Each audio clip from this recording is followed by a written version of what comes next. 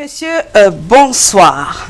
Alors, nous connaissons tous une personne qui porte un prénom, un nom peu ordinaire, Kwedi, par exemple, qui fait référence à la mort, Ngacha, qui signifie aimer les problèmes. Et des exemples comme ça, il y en a légion.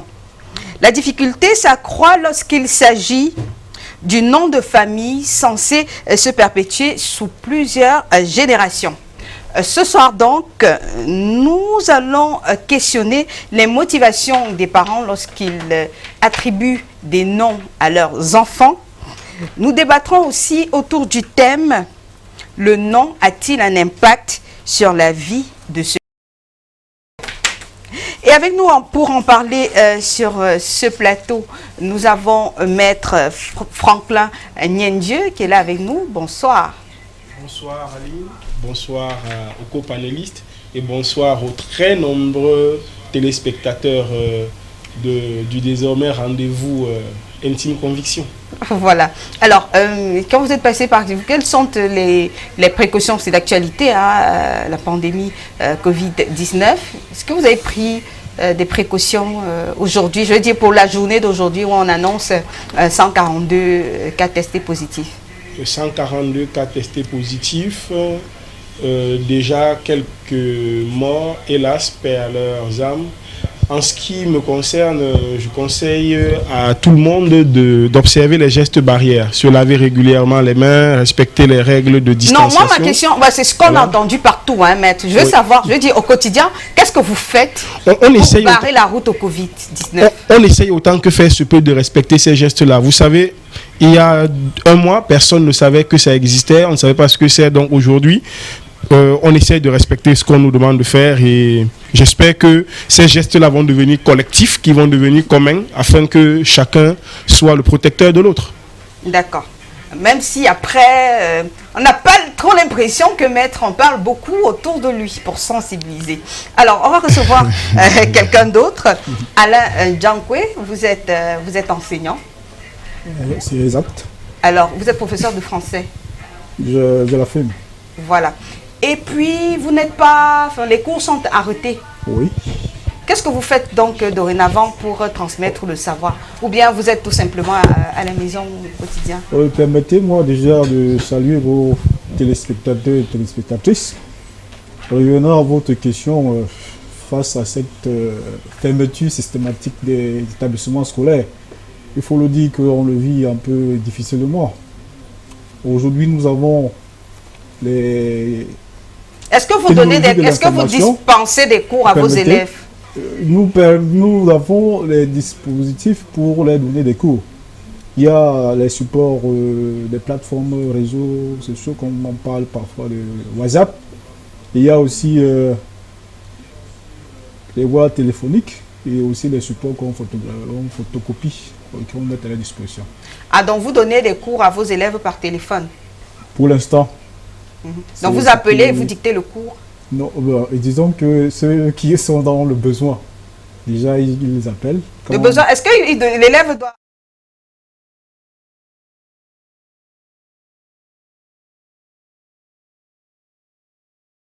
À la fin du deuxième trimestre, oui. Et il faut le préciser que la couverture des cours c'est presque 70%. Donc l'élève devait déjà être paré à affronter un examen. D'accord. Alors, et on termine avec vous, hein, l'homme de Dieu, le pasteur révérend, pasteur Laurent Voussio, que vous connaissez bien, qui intervient les matins sur Canal 2 International.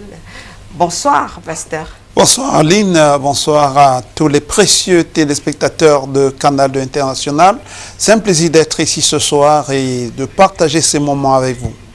Est-ce qu'on va avoir, je ne sais pas, l'exclusivité ou bien l'honneur que l'homme de Dieu nous dise quelque chose par rapport... Est-ce que vous avez cherché la face de Dieu par rapport à cette pandémie? Je voudrais dire que c'est une pandémie mondiale. Vous savez, quand on dit homme de Dieu, pasteur, il varie. Hein? Il y a des milliers de pasteurs sur la terre, des pasteurs qui dirigent des congrégations comme des méga-églises aux États-Unis de 20 000 membres, au Nigeria de 300 000 membres et autres. Et moi je dirige une cathédrale chacun fait ce qu'il peut faire à son niveau. Et je pense que Dieu n'est pas le Dieu des pasteurs de méga églises ou le Dieu. Est-ce que c'est une punition, pasteur? Voilà, je ne pourrais pas le dire. Vous laisse sur les réseaux sociaux. Je ne pourrais pas le dire de manière exacte. Toujours est-il que la Bible dit qu'à la fin de temps, il y aura des fléaux. Bon, quitte à savoir si c'est l'un de ces fléaux. Dans tous les cas, en tant que pasteur, je prie vraiment beaucoup pour que ce fléau s'en aille. Comme on a vu Ebola disparaître de la Sierra Leone et du Libéria, je pense que cela va arriver. Le décor est donc planté. Hein. Je ne vais pas oublier de vous signaler, vous qui êtes sur la page Facebook de l'émission, vous tapez tout simplement Intime Conviction au pluriel. Intime Conviction au pluriel. Et vous aurez la possibilité donc de réagir sous le post en rapport avec le thème de ce jour qui a déjà été publié, ou bien si vous voulez regarder l'émission en direct, rendez-vous tout simplement sur la page Facebook de Canal 2 International où l'émission est diffusée en direct. Place au premier témoignage.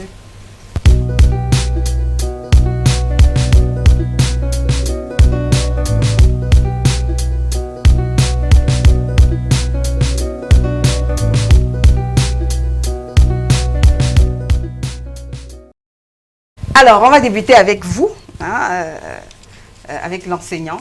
Je vous en prie. Voilà. Alain, c'est le masculin de Aline. Wow. Comprends donc pourquoi. Voilà. Une connivence. Oui. Alors, et vous vous appelez Métième aussi. Le nom de famille. Le nom de famille. Oui. Alors, qu'est-ce que ça veut dire Métième? Alors, Messiem. Ah, c'est Messiem, on dit. Oui. Mais il y a le T. Oui, effectivement. Oui. Messiem, c'est une partie de l'organe humain, notamment au niveau de lui. Ce sont les cils. Ah, les cils. Oui. Qui vous a dit que c'était les cils? C'est un ancêtre, bref, un grand-parent qui me l'a dit. Et j'en ai gardé la signification. Vous lui avez demandé... Et effectivement, je posais des questions sur la curiosité de mes origines. Oui. J'ai demandé déjà que signifie le nom de famille. Et on me l'a dit. Et j'ai aussi posé d'autres noms. Bref, savoir notre histoire, notre généalogie. Et quand il vous a dit que votre nom veut dire les cils, comment est-ce que vous avez réagi? C'est peu commun. La réaction était un peu, je sais pas, étonné un peu de ce sens. Mais loin de là, je pense que ce nom a toute sa valeur. Et vous lui avez dit quoi quand il vous a dit que vous vous appelez les cils? cils? Et je l'ai simplement demandé pourquoi, bref, quels sont les mobiles de cette nomination. Bon, là, il a un peu tergiversé. Je n'ai pas voulu approfondir. Je prends ça comme un héritage et je l'accepte ainsi. Alors, est-ce que vous avez souvent des problèmes avec vos cils ou bien... Ben non, je n'ai pas de problème avec cette partie. Il faut dire que, au contraire, ma vie est très, très optimale et je suis très physionomique. Ouais. Ah, c'est pour cela peut-être que on vous a donné le nom. Je ne voudrais pas aller Métième. dans ce sens-là. Je dis que je suis simplement en bonne santé. Et quant à voir l'impact, on pourra discuter tout à l'heure sur... Oui, bien sûr. Merci. D'accord. Et puis, je vais me tourner vers vous, maître. Alors, Nien Dieu, Oui. en votre langue maternelle, qu'est-ce que ça veut dire? Laisser à la maison, Nien Dieu, c'est ce que ça veut dire. Laisser à la maison. Laisser à la maison. À quel moment est-ce que vous êtes intéressé à la signification de votre nom? Je dois dire très vite. Je dois dire assez tôt parce que avant 15 ans, c'était une vraie préoccupation. J'ai toujours aimé le sens des choses. Voilà, donc j'ai très vite demandé ce que ça voulait dire. À qui? À maman, ouais. À maman. Oui, à maman.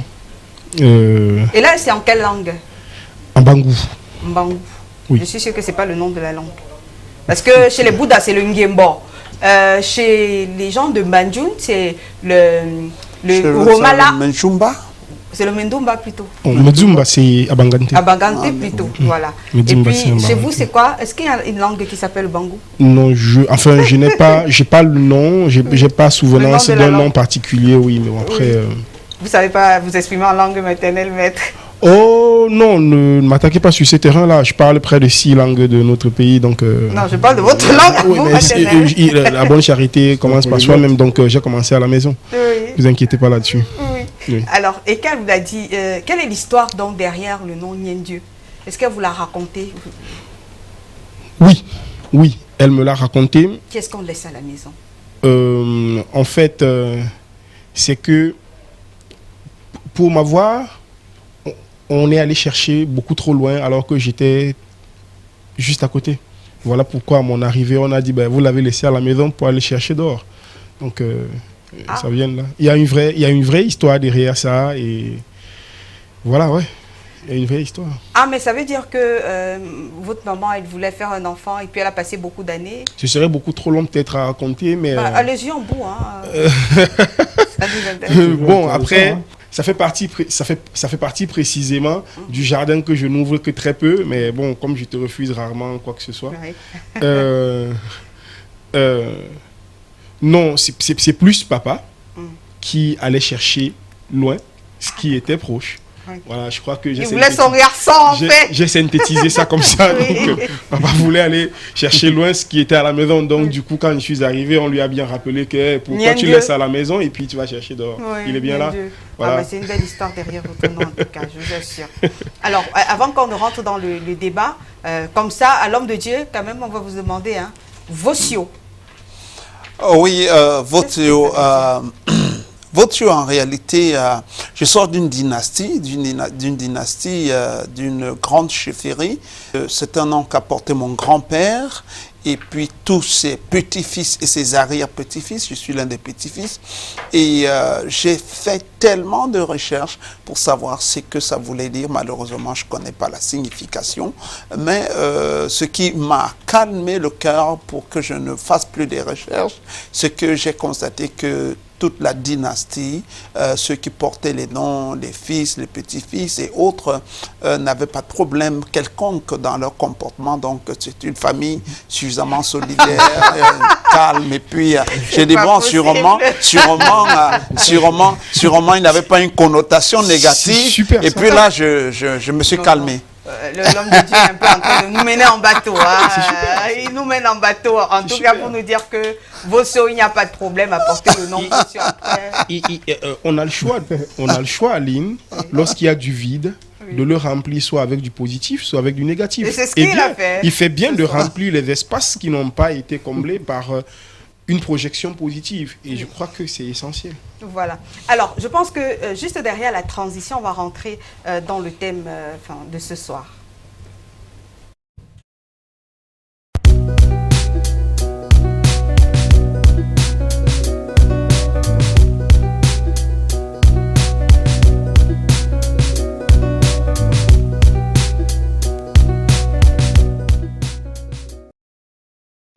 Voilà. Alors moi, je vais débuter le thème de ce soir. Le nom a-t-il un impact dans la vie de celui qui le porte? Et je m'en vais comme ça débuter avec le pasteur Vosio Laurent, vous qui avez l'habitude de rencontrer des âmes qui viennent vous confier leur vie, hein, vous parlez de leur vie.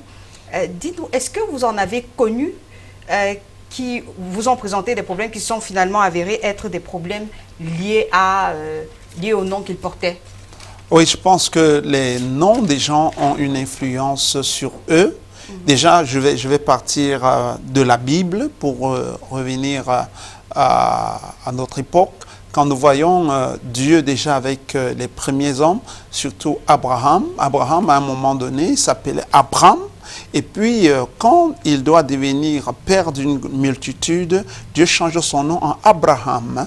Et plus tard, sa femme Sarai, qui était stérile, Dieu va lui donner le nom de Sarah, qui était aussi mère d'une multitude. Nous allons surtout, je vais plus m'attarder sur le cas de Jacob. Jacob qui était le deuxième né et qui était espiègle parce qu'il avait tenu le talon de son frère, à la naissance et qui avait usurpé le titre de son frère. Il était devenu un peu comme l'aîné, pourtant il ne l'était pas. Avec la complicité de sa maman. Avec la complicité de sa maman, justement. Mais plus tard, quand il grandit, à un moment donné, il a une rencontre très forte avec Dieu et Dieu lui dit, tu ne seras plus appelé Jacob, parce que Jacob voulait dire escroc, espiègle, voleur et tout ce qui va avec. Tu seras désormais... Oui, il veut dire escroc. Tu seras désormais appelé Israël. Israël qui veut dire prince avec Dieu.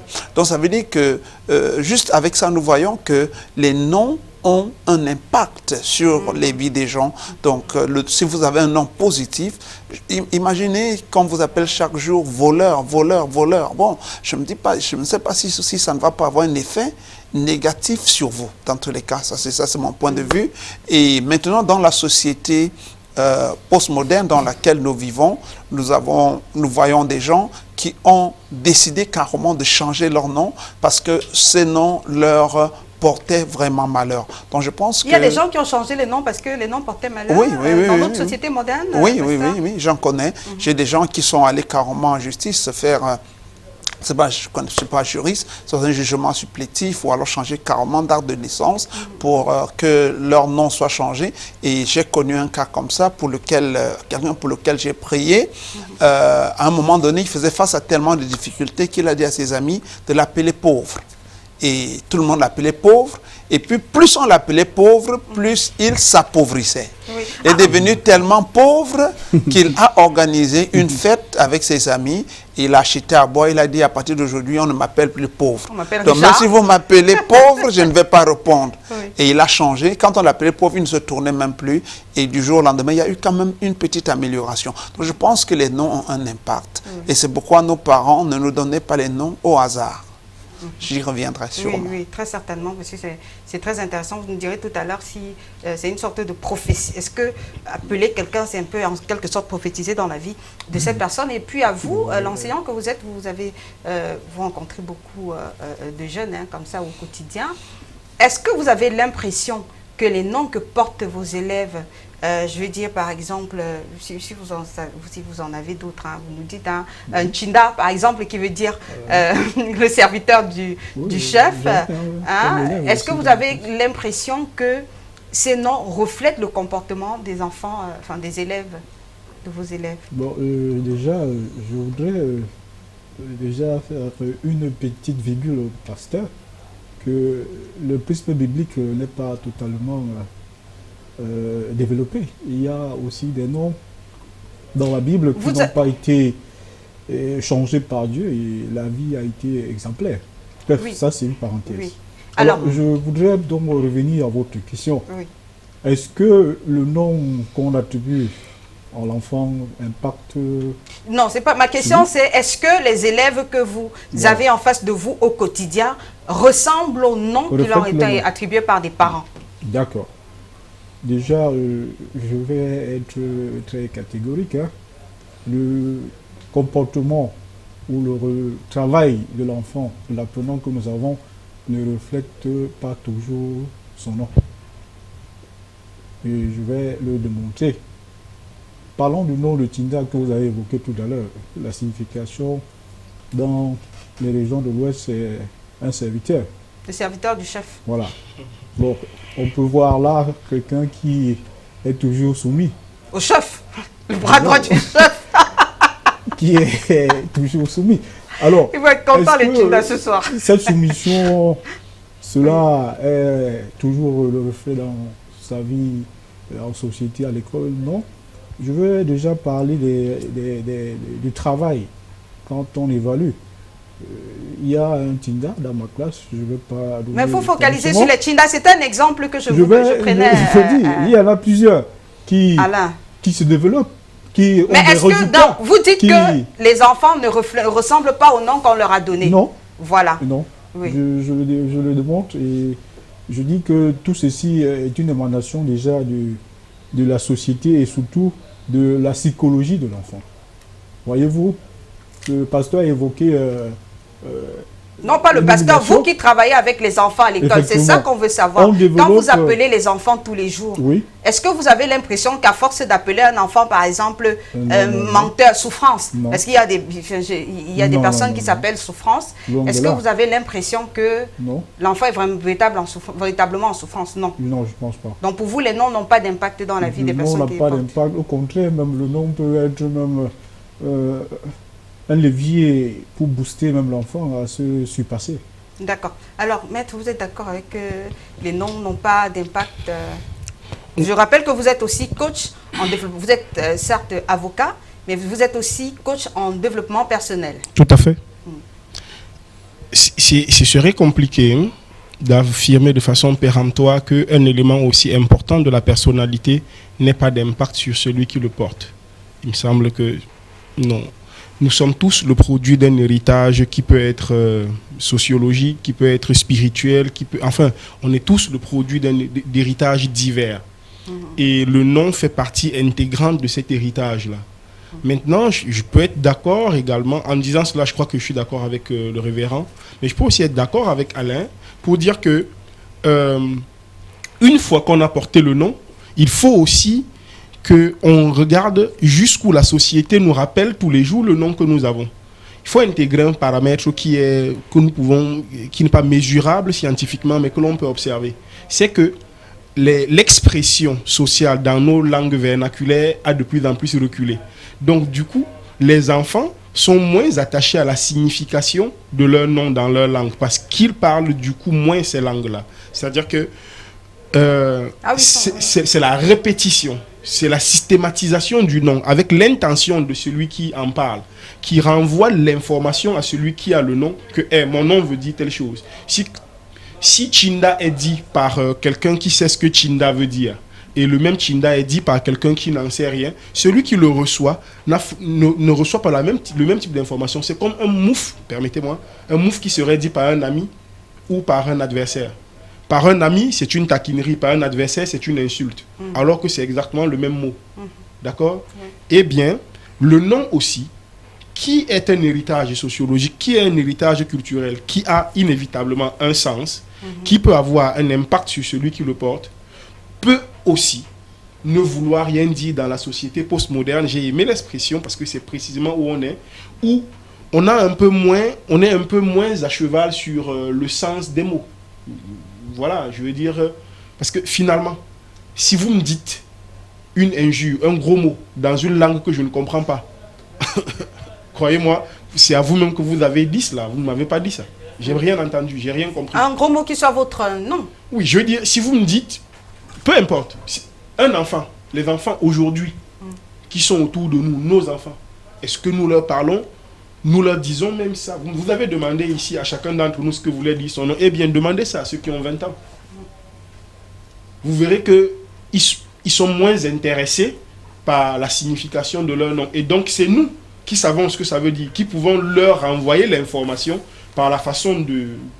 Parce qu'on leur dit, par le message qu'on passe. C'est subliminal.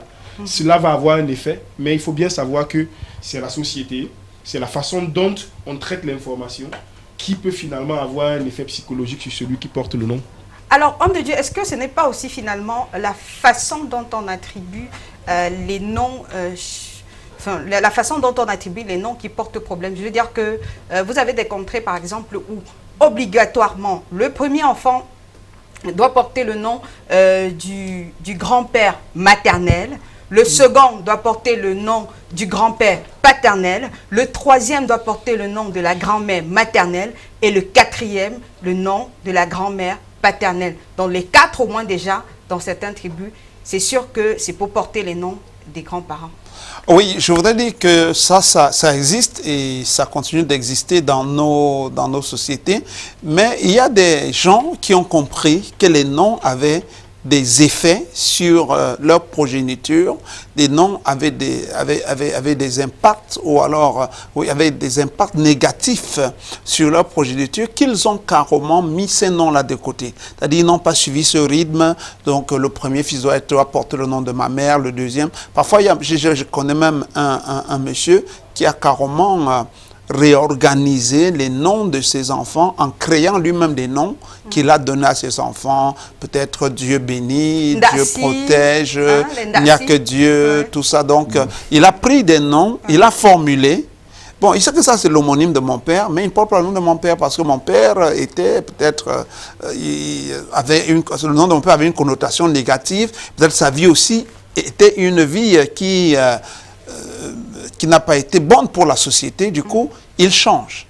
Donc, et puis, c'est vrai que l'enseignant nous a dit que les noms n'ont pas d'impact, mais nous allons voir régulièrement dans la Bible, hein, moi je suis un bibliste, je suis un théologien, nous allons voir régulièrement dans la Bible que chaque fois, je vais prendre encore les descendants de Jacob, chaque fois que Rachel et autres mettaient au monde un enfant, selon les circonstances, ils donnaient les noms à ces enfants, selon les circonstances. Dans notre tribu aussi, parfois quand une femme a perdu 2, 3 enfants, le quatrième, il peut donner un nom. Où garderai-je celui-ci? Ou bien blessure. Ou bien blessure. Il y a des Blessure, noms comme souffrance. ça. Donc, tout ça, je ne voudrais pas être Libéré. libéré. Ou bien, oui, voilà, Dieu donné, ainsi de suite. Donc, les noms... selon le parent, il dit beaucoup de choses. Peut-être que l'enfant pourra ne rien comprendre du nom, mais celui qui a attribué le nom, dans son cœur, voudrait dire quelque chose à Dieu. Qui lui est cher et qui n'est pas Voilà. forcément négatif. Voilà. Maintenant, je vous pose donc la question, celle de savoir qui finalement porte la charge de l'impact du nom. Est-ce que c'est les personnes qui vont vous appeler au quotidien souffrance, souffrance, souffrance, ou bien douleur, douleur, douleur, ou bien c'est votre parent qui va vous appeler douleur et que ça n'aura pas de... Parce qu'il vous a donné le nom de douleur avec amour. Voilà. Donc, pendant que vous grandissez, comme le disait Maître, vous pouvez constater que votre nom a une connotation négative et vous décidez, bon, vous avez compris que votre nom a une connotation négative, si vous en êtes conscient. Vous pouvez décider, j'ai dit tout à l'heure que vous pouvez décider de le changer, vous pouvez décider de le porter, mais maintenant, comme le disait l'enseignant Alain, vous pouvez aussi décider de le garder, mais de le positiver. De le positiver, de dire que non, moi je ne suis pas souffrance, moi je suis plutôt réussite, je suis succès. Et je vois des gens aujourd'hui sur Facebook, Attendez, par vous êtes exemple. Kwedi par exemple. Kwedi qui veut dire ce que ça veut dire. Vous dites que ça veut dire quoi par exemple? Bon, Kwedi, je sais qu'en Sawa, ça veut dire la mort, par exemple, mais tous les Kwedi qui sont là ne sont pas morts. Oui, et puis vous pouvez peut-être vous dire que Kwedi, vous cherchez en langue baneke, je ne sais pas, en Giembo ou en Homala, ce que ça veut dire. Voilà. Et puis peut-être si c'est quelque chose de positif. Voilà, vous pouvez changer. Mais toujours est-il que quand on regarde, même chez les Blancs, quand ils donnent peut-être à l'enfant Pierre Lapin, c'est parce qu'il y a une connotation sur l'enfant à la naissance qui avait quelque chose à faire. Il avait quelque chose qui ressemblait à un lapin. Donc, ça c'est les réalités. Hein? Oui. Donc, alors, voilà. Et après, je veux savoir aussi, Alain, chez vous, comment est-ce qu'on attribue les noms chez vous en termes, chez les Bétis? Oui. Vous êtes Bétis. Comment est-ce que chez les Bétis, on donne le nom? Je veux dire que chez certains Bamileke, par exemple, le premier enfant porte le nom du grand-père maternel, comme j'ai expliqué, ainsi de suite jusqu'au 4e. Comment ça se passe chez vous, chez les Bétis? Bon, il faut déjà rappeler que la barbarie de la mondialisation est venue reléguer la traduction. Aujourd'hui, la traduction dans les Non, mais ma question, c'est de savoir comment ça se passe chez vous. Je voulais en oui, venir. c'est de là que j'en viens. Alors, il faut donc dire que dans un souci déjà de sauvegarder l'héritage ancestral, il revient déjà à l'homme de nommer ou d'attribuer le nom aux 4 premiers enfants de son côté, disons, tantôt. Il a la responsabilité de ne pas toujours respecter le côté paternel et maternel. Il choisit selon sa conviction. Bref, on ne respecte pas toujours le choix des grands-parents qui ont été avant. Donc le chef de famille attribue le nom selon sa subjectivité ou sa sensibilité. Ah, donc chez les bêtiers, on attribue les noms Oui. selon la subjectivité de chacun. D'accord. Du parent. Du chef de famille. Le chef de famille. Oui. D'accord. C'est lui qui en a la responsabilité. Le chef de famille. Oui. Ah, vous êtes... Oui, vous non, connaissez bien- et puis je sais surtout que dès qu'on dit que c'est la subjectivité du chef de famille, ça va t'en mettre une, toi, Aline, parce que voilà, Pourquoi? mais c'est le chef de famille. Hein. Ah non, il n'y a pas de féminisme là-dessus qui tienne. Hein. Maître, alors, dans quel cas est-ce qu'on peut changer son nom, enfin, sur le plan légal? La loi encadre de façon très rigoureuse et stricte les procédures de changement du nom. Pourquoi? Oui, parce que il faut en même temps respecter la loi camerounaise en la matière, le droit positif en la matière au Cameroun est assez respectueux de ce que les parents ont fait, mais donne quand même la possibilité à l'enfant, à tout individu, lorsque le nom est expressément négatif ou à connotation négative, donne la possibilité de solliciter la modification du nom. Donc, Mais comment c'est très encadré. on fait le expressement là? Comment on arrive à savoir que le expressement là, c'était exprès? Qui Non, vous je a dis, appelé non, serpent de Dieu? expressément n'est pas du point de vue de l'intentionnalité. C'est du point de vue du sens du mot, du nom. C'est-à-dire que si vous estimez que on vous a donné le nom, le prénom malchance ou le nom malchance et que vous ne voulez pas porter ce nom-là, s'il veut dire malchance, eh bien, vous pouvez demander le changement de ce nom. Et ça se passait comment la Vous, procédure? vous en faites la demande auprès du tribunal, vous faites la demande de changement de nom et il y a une due procédure qui va se mettre en branle. Des consultations vont être faites, notamment auprès du tribunal coutumier et on va vous permettre de changer le nom. Et vous choisissez dans ce cas-là vous-même? Vous choisissez le nom que vous voulez porter désormais. D'accord. Alors, Je crois que ce choix, Oui. ce choix permet de mettre en lumière aussi ce qui a été précédemment dit. C'est-à-dire que même le droit intègre que on peut porter un nom qui nous suive. Parce que socialement, je le réitère, à certaines fonctions, c'est encore plus risqué ou bien parleur de porter certains noms plutôt que d'autres. Je veux dire, c'est vrai. il y a des métiers pour lesquels porter certains noms peuvent être de vrais fardeaux. Donc, on intègre cela. Même si ce n'est pas fatal, parce qu'il faut intégrer, ce n'est pas fatal. Ce n'est pas fatal de porter un nom qui veut dire mort, parce que finalement, c'est une question de référentiel. La mort n'est pas si mauvaise que ça si on considère que du prisme chrétien, c'est le passage d'une vie à une autre. Donc, Ou bien les problèmes. oui, et même, si vous portez le nom problème, eh bien, vous pouvez décider de devenir une machine à solution. Ou bien Njo, les cauchemars, le rêve.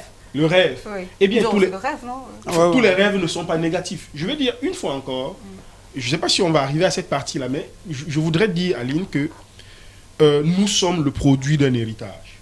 Mais nous ne sommes pas obligés d'en être les victimes. Ah, d'accord. On peut décider, nous naissons tous avec des charges, elles sont héréditaires, elles sont donc biologiques, elles sont sociologiques, mais on peut à un moment donné décider de changer l'ensemble de ces états internes. On peut décider de se remplir d'autres choses. Vous êtes avocat, directement, je prends un exemple. Votre parent décide de vous appeler Métienne, les cils. Est-ce que c'est acceptable? Oui, ça va être difficile de démontrer que s'il c'est quelque chose de négatif. En tout cas, de mon point de vue ici, les cils, ça protège les yeux. Si vous n'en avez pas du jour au lendemain, vous devenez handicapé. Donc, oui, c'est un handicap de ne pas en avoir. C'est un problème. Ça a une fonction biologique extrêmement importante. Allez voir l'ophtalmologue, il vous dira ça. Donc, je veux dire, ça va être difficile de démontrer que Messienne est un nom négatif. C'est pour ça que je vous ai dit qu'il faut qu'il soit expressément, que ce soit indiscutable que le nom a une connotation négative. Si vous ne pouvez pas l'apporter de façon irréfutable, c'est compliqué. Au-delà de ce continuement juridique, je pense que sur le plan linguistique, il existe des contournements. Vous voyez aujourd'hui les enfants se surnomment, ils ont des pseudonymes. Vous voyez, c'est une autre manière de pouvoir éviter, si on le pense, cette Mais le pseudonyme, ce n'est pas le nom de quelqu'un, je veux oui, dire que... c'est aussi... On ne peut pas le porter officiellement. Oui, on ne peut pas le porter C'est un officiellement. parapluie peut-être pour l'enfant. Pour cacher son nom, ne pas assumer son nom. C'est peut-être bien si on mène certaines professions. Voilà. Si vous êtes un artiste musicien, Ah, d'accord. vous pouvez vous donner le nom comme un alias, vous voyez, et le porter un peu partout, même semi-officiellement, parce que l'artiste, finalement, quand on reçoit, je dis n'importe quoi. Non, vous ne dites pas, parce que après, ça va créer la polémique. C'est vrai en plus. Voilà. C'est vrai en plus. Donc, quand on reçoit un artiste, généralement, on le reçoit sous le prisme de son nom d'artiste. Oui. Donc, vous voyez Souvent, que ce n'est pas les noms de famille. Voilà. Les Donc, noms finalement, tout le monde le connaît sous ce nom-là. Et s'il est avéré que le nom a un impact sur vous, donc du coup, votre nom d'artiste vous sert de parapluie extrêmement couvrant. Là, c'est pour les personnes qui pratiquent des métiers d'artiste. Tout à fait. Et on va suivre ces éléments. Je rappelle que parmi ces éléments, nous allons avoir l'intervention du rabbin Ariel Boukessé. Vous savez, les rabbins, c'est pour qualifier les dignitaires, certains dignitaires juifs. Donc, on va écouter ces interventions. Le nom que l'on donne à un enfant très souvent traduit les sentiments de ceux qui le baptisent. Très souvent aussi, il s'agit des espérances et de tous les souhaits des parents vis-à-vis du nouveau-né et de son avenir. Selon moi, le nom a un contenu très psychologique et spirituel aussi des fois. Donc, il est donc logique que le nom ait une influence non négligeable, n'est-ce pas, sur l'enfant qui le porte. Le nom, c'est la prophétie de la vie de l'individu. Il est plutôt peut-être important de se poser la question de savoir au nom de quoi donne ton nom et pourquoi donne ton nom et dans quelle perspective. Je pense que cette question-là qui me semble être intéressante. Maintenant, quant à la question sous-jacente qui consiste à savoir si on peut changer son nom parce que celui qu'on porte ne nous va pas. Déjà, les questions de préciser pourquoi, quels sont les mobiles quand on dit ça ne nous va pas, ça ne convient pas à notre personne. Quelle est l'approche de connaissance qui nous permet de le dire. Sinon, il y a quand même un prétexte dans la Bible, dans Genèse 17, verset 5 et Genèse 32, verset 28, respectivement. Il s'agit du changement de nom de Abraham à Abraham, Sarah à Saraï et puis Jacob qui va s'appeler Israël. Donc, changer le nom, c'est important parce que ça permet également de changer sa vie seule. Cependant, il y a des mécanismes qui président à cela, donc ce n'est pas également une chose à prendre à la légère parce que voilà, il y a un certain nombre de connaissances, un certain nombre de mécanismes à mettre en banc pour que effectivement le destin de l'individu puisse changer.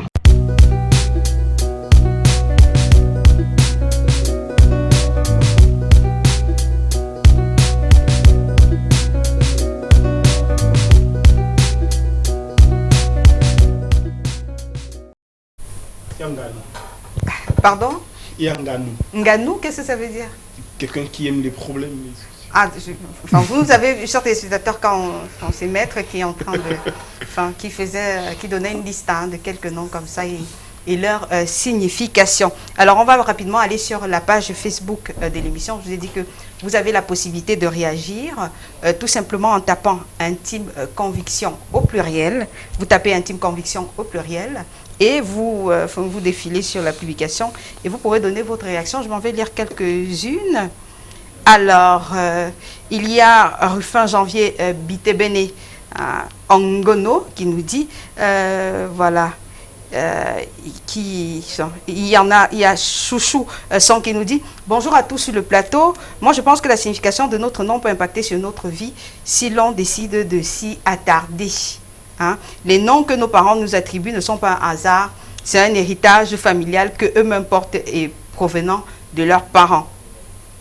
Alors, il y a Carl Elliott Fosso qui nous dit « Je pense que le nom a un impact profond et indélébile sur l'enfant, car à force de prononcer ce nom, quoi que son côté métaphysique, mais beaucoup de personnes l'ignorent. » Voilà. Et puis, il y a Rolex Agrégé qui nous dit « Bien sûr, mais, il dit que les noms ont un impact, mais, Chaka, Zulu, Mobutu, Sundiata Keita, oui, mais... » Enfin, moi, je n'ai pas beaucoup compris cette réaction. Joël Ngekam nous dit, la numérologie est claire là-dessus, une lettre, un nom étant un agencement de lettres, un chiffre, tous ces éléments ont un impact sur les personnes qui les portent. Il y a Alfani Chomio qui nous dit, bonsoir à tous les panélistes, le nom a bien un impact sur chacun, hein, que tu sois traditionnaliste ou religieux. vu que certains de nos grands-parents refusent qu'on les nomme parce qu'ils estiment que cela a fauché leur vie. Ah, d'accord. Ouais, ouais. Des parents qui ont refusé, homme de Dieu? Oui, il y en a. Ils refusent de donner... Oui, mais je connais des parents qui en mourant, des grands-parents qui en mourant, c'est ça du côté de l'Ouest, je connais plusieurs cas, qui en mourant disent non, ce nom-ci, aucun de mes descendants devrait le porter parce qu'il m'a porté malheur. Ouais, c'est vrai. D'accord. Mais Donc, ça peut être aussi teinté d'une certaine considération particulière, hein, cette déclaration. Donc ça prend aussi avec quelques pincements. Je dirais que...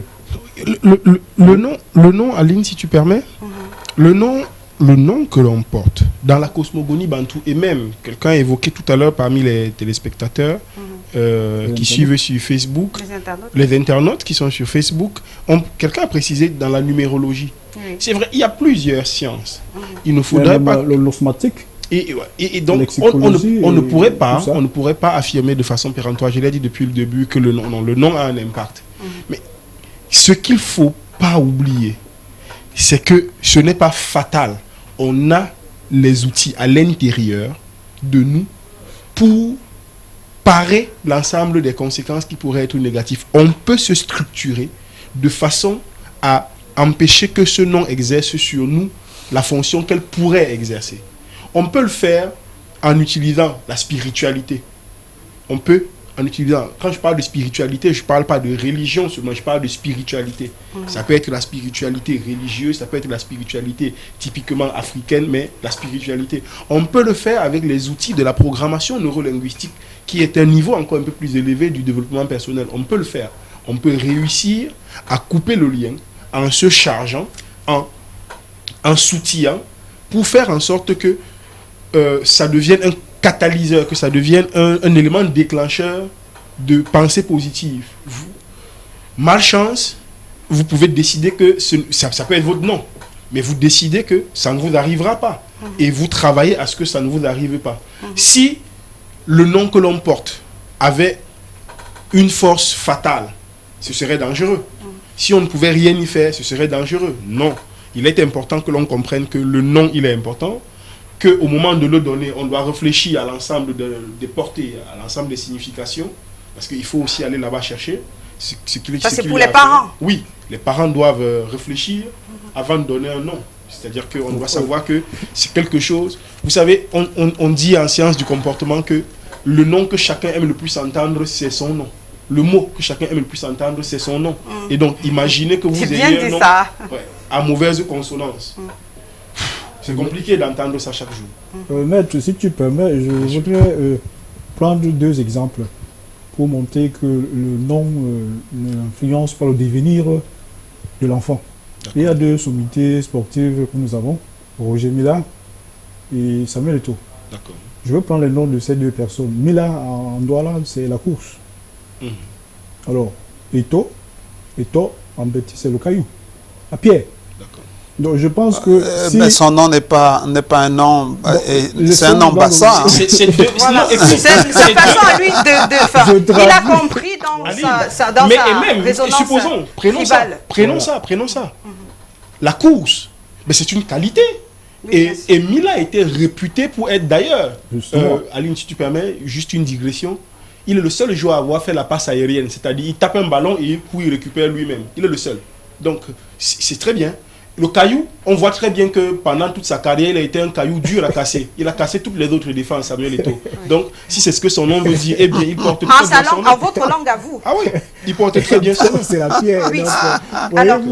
Vous voyez, la détermination de ces deux personnalités n'ont pas eu leur nom n'a pas effectivement orienté, je dirais, à 90% sur leurs objectifs. Ah bon? Donc, je dis... Comme pour dire que quoi, en conclusion, dans le devenir de l'enfant, le nom n'a pas toujours l'influence sur le devenir de l'enfant. Alors, vous attribuez les noms comment? L'attribution de nom, c'est déjà voir le dérivé. Qui l'attribue? Quand vous voulez donner le nom à vos enfants, qu'est-ce que vous prenez en facteur, vous particulièrement? Alors, moi, je prends déjà une idéologie. J'aspire ou je tends à voir en cet enfant quelqu'un qui doit réussir. Et je leur donne une étiquette d'une réussite selon mes convictions. D'accord.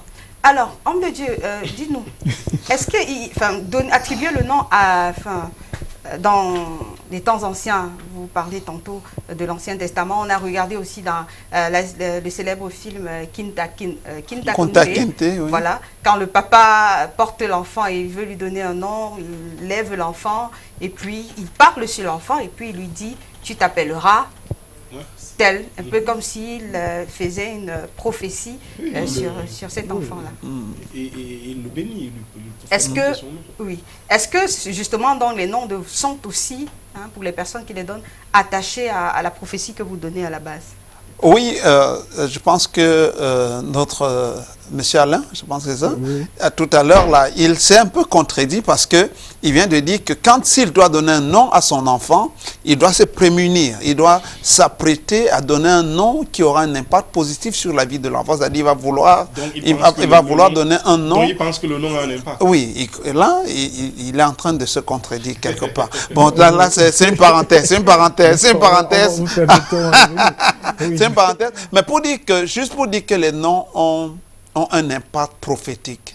Quand vous donnez un nom à votre enfant, vous savez, je vais juste faire une digression pour prophétique dire... de la part de qui prophétise? Ce sont les parents qui prophétisent. C'est les gens qui appellent l'enfant. C'est les parents qui prophétisent. Ils veulent que leur enfant soit grand. Chez les Blancs, c'est encore plus facile. Chez nous, ici, je ne connais pas tellement ce que ça veut dire, les noms des gens en leur langue. Mais quand tu donnes un nom à ton enfant, par exemple, un de mes fils s'appelle Winner, je veux qu'il soit un vainqueur. Un autre s'appelle Favor, je veux qu'il soit... Là, ce sont les prénoms. Ce sont les prénoms. Mais là, on parle des noms. Oui, maintenant, leurs noms de famille, j'ai travaillé sur leur nom de famille pour que ce soit quelque chose de Vous avez travaillé positif. comment donner Quand je dis travailler, ça veut dire quoi? Ça veut dire donner une connotation beaucoup plus positive à leur nom pour que cela ait un impact pour moi. Il ne faut pas que l'enfant demain soit un échec parce que je lui ai donné le nom de Félio. Et je voudrais conclure en disant que beaucoup de parents, il y a quelques années, donnaient des noms tout simplement parce qu'ils entendaient dans les films. Ça va dans les années 80, tous ceux qui sont nés au début des années 80, on va voir plein de Yannick, c'est à cause de Yannick Noah. On va voir les Fallon qui sont nés à cause de la série Dynastie et autres. Donc, de plus en plus, les gens prennent conscience et se disent, le nom que je donne à mon enfant doit signifier quelque chose. Pourquoi les gens donnent les noms juste à l'appel comme ça à leurs enfants? Parce que je pense que le nom de quelqu'un porte quelque chose. Je vais prendre un exemple pour conclure. Quand Dieu dit à Zacharie, cet enfant sera appelé Jean-Baptiste parce qu'il sera grand devant le peuple de Dieu. Ça veut dire que déjà Dieu prépare Zacharie à savoir que l'enfant que sa femme va mettre au monde sera grand. Et c'est pour cela qu'il s'appellera Jean. Voilà. Alors, un instant, moi, je vais poser la question à vous, maître. Dites-nous, est-ce que ce ne serait pas un sacrilège de dire à votre papa, par exemple, que vous n'allez pas, papa, je suis désolé, je ne pourrais pas donner ton nom à mon enfant parce que ton nom a une connotation négative. Est-ce que ce n'est pas un sacrilège chez nous, ici en Afrique, de le dire? Oui, je crois que c'est une lapalissade. Tu as la réponse à la question, Aline. Ce serait pas très élégant, ce serait très inélégant. Même je dis malgré que le parent ait raison, je veux dire, fondamentalement. Oui, je veux dire, même si le nom, ce serait très inélégant. Par contre, il y a quelque chose qui revient, et je crois qu'on néglige ce paramètre-là. C'est le poids de la parole. On néglige le poids de la parole. C'est ça qu'on on a évoqué ça un peu. Voilà, on a évoqué ça un peu, mais je peux donner n'importe quel nom. On peut porter n'importe quel nom. On peut donner n'importe quel nom à un enfant. Mais il faut l'accompagner de paroles. Il faut dire, je t'appelle Ngancha en raison de ce que papa tel faisait ceci. Voilà les qualités. Il faut parler. Il faut parler sur l'enfant, parler à l'enfant. Parce que c'est le poids de la parole. On néglige ce que ça peut faire.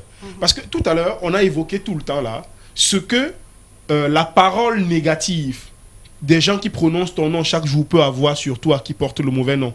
Mais on oublie de dire ce que la parole positive, ce que l'explication positive, parce que je peux te donner le nom Gancha, je peux te donner Nganou, je peux te donner Kwedi, et expliquer que c'est parce que j'ai échappé à la mort. Et donc que toi, Wow. la mort ne te fera pas peur. N'aie pas peur, mon fils. La mort, elle viendra Ça, oui, seulement c'est quand bien ce dit, sera ça. ton moment de venir.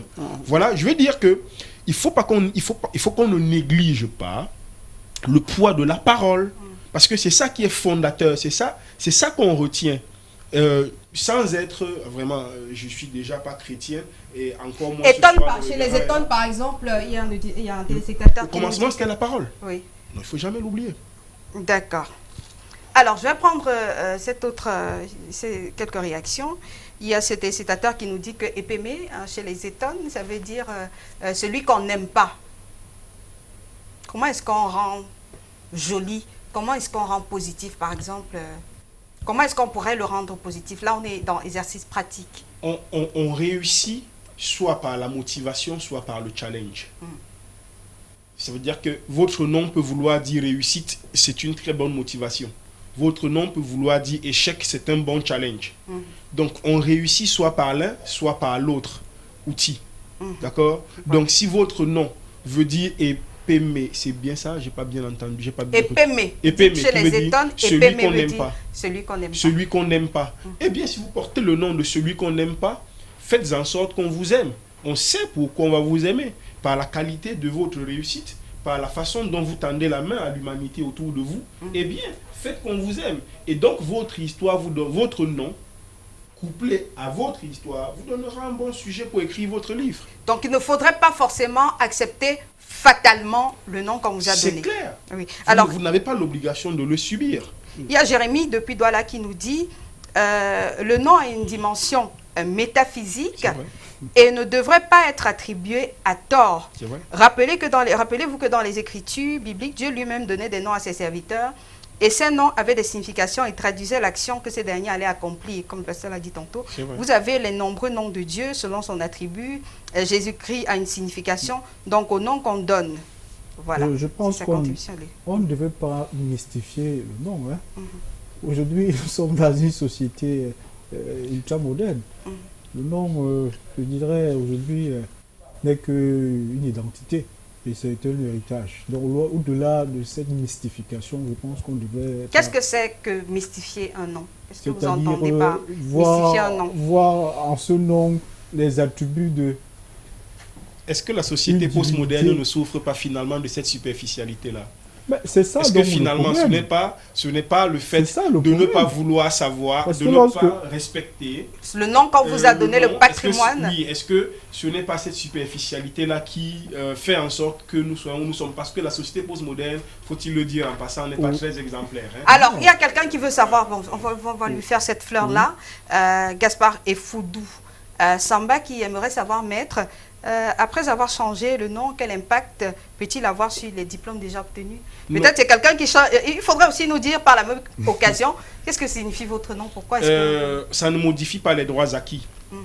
Donc, si vous changez de nom, ça ne modifie pas les droits acquis. Vous pouvez changer les noms de tous les documents que vous aviez légalement acquis avec l'ancien nom.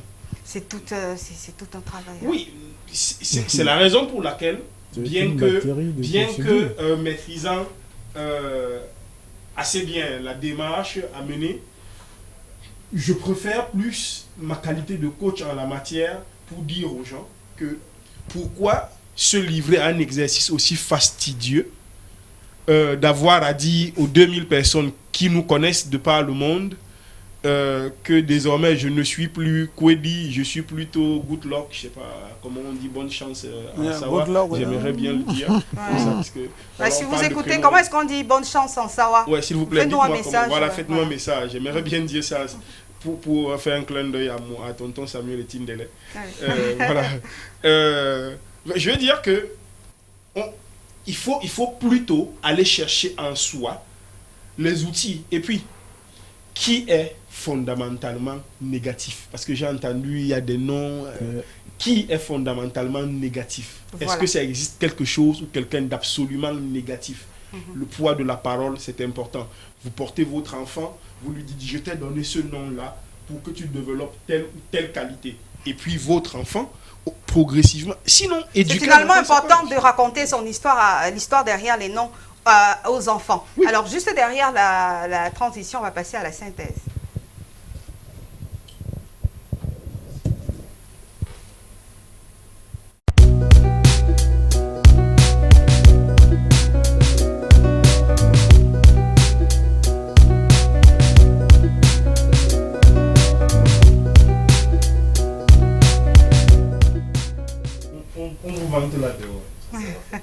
Alors, de retour dans ce plateau, on va faire le tour pour sortir. Alors, vous nous avez dit à l'entame que vous n'êtes pas d'accord de dire que les noms ont un impact dans la vie des personnes qui portent.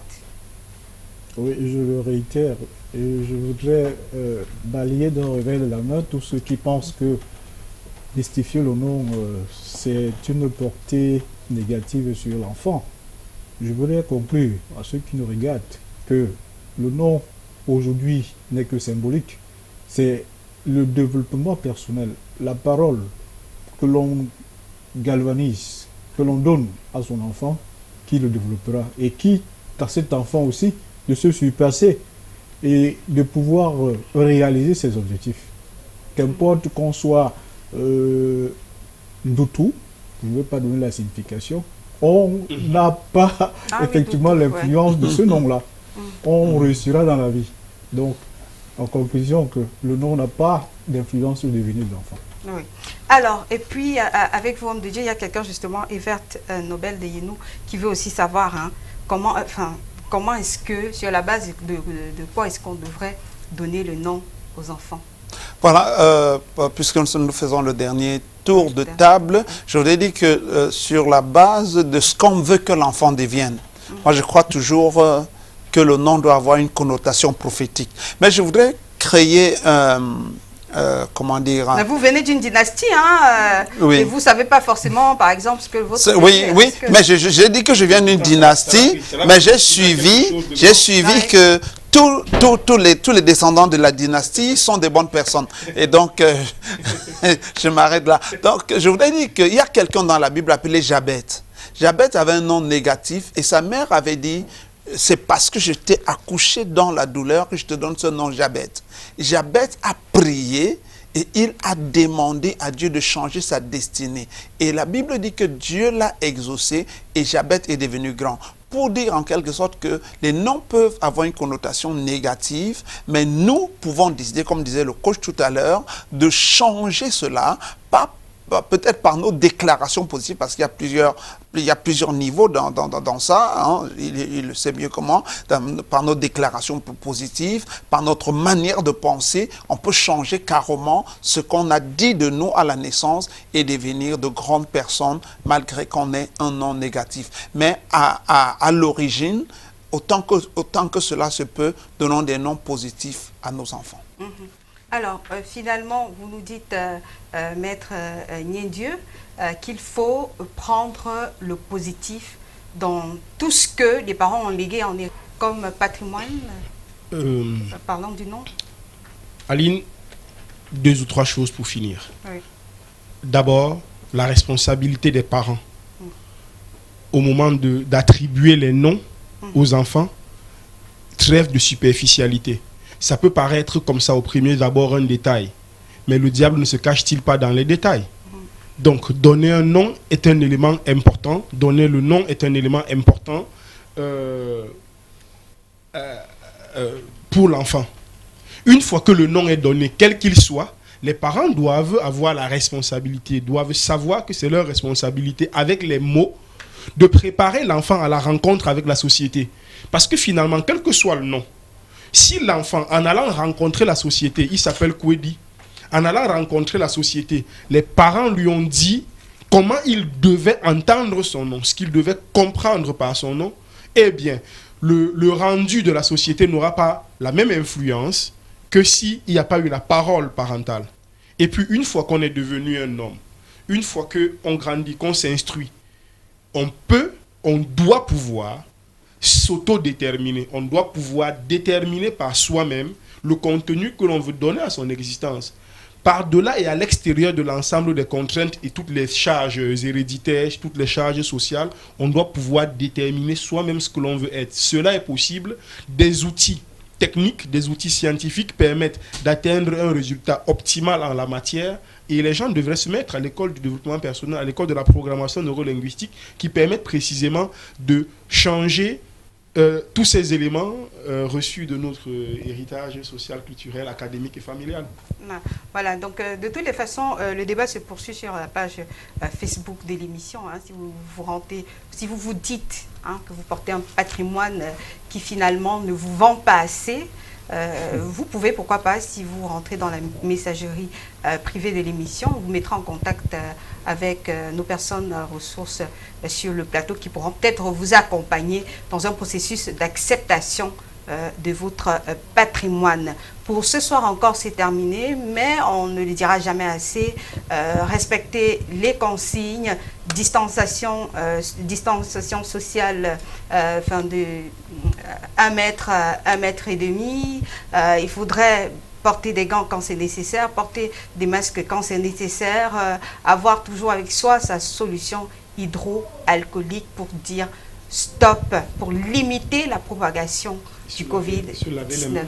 Oui, et se laver les mains, oui, se laver les mains autant que possible et surtout limiter les déplacements, ça aussi c'est important. Pour ce soir donc c'est terminé, on va se retrouver lundi prochain quand il sera 21h30 pour une autre édition. Bonsoir.